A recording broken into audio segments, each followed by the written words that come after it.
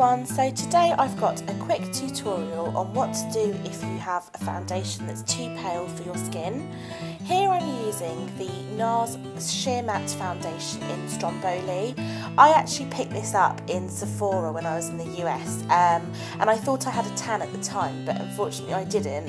So when I got home I realised that it's just a shade too pale for me. So I apply my foundation using a flat top foundation brush. This is the buffer brush from Hair and Makeup Addiction. As you can see, the foundation is clearly too light for my skin tone and it actually looks worse on camera than it does in real life.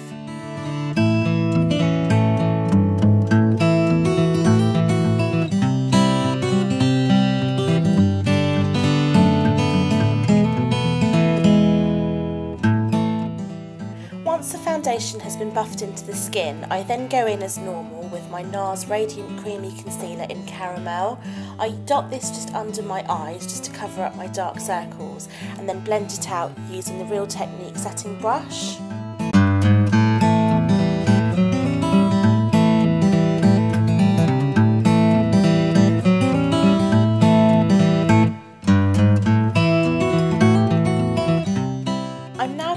With the Anastasia Beverly Hills DipBrow Pomade in dark brown, and I'm just filling in my brows using the same brush that comes with it, and this is the number 12 angled brow brush. My brows are already quite dark and so I literally just need to fill in the gaps. I don't want them to look like Sharpie brows so I just start off by taking a very small amount of product onto my brow brush. I start by drawing a neat line under my brow and I then use what's left on the brush to drag the colour out towards the outer corners. I then start to fill in the gaps going backwards from the outer edge of my brow going towards the front. I pay a bit more attention to my arch as the hairs on my arch are quite sparse. I just use whatever's left on my brush, and with the initial line that I created under my brow, I just blend the product upwards, so I use the brush on its side and just push the product up into my brow hairs. Try to be as neat as possible, but obviously we do all make mistakes sometimes. I just clean up any small mistakes with my finger.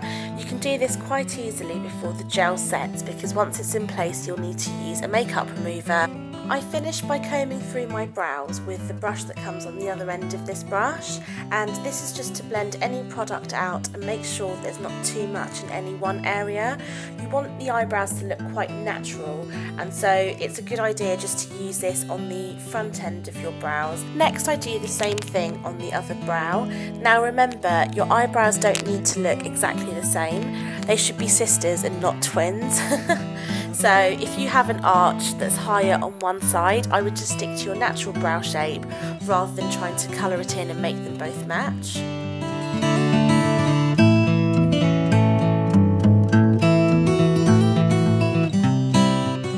Now that I've done my brows, you can clearly see that the foundation is too pale for my skin, so I'm going to use a bronzer, and for this I'm using the Nars bronzer in Casino. I'm just taking that on a MAC fluffy brush. I believe this is a blusher brush, but I'll put that in the description box below. And I'm not necessarily contouring with this, I'm just applying it to the hollows of my cheeks and taking it up to my temples.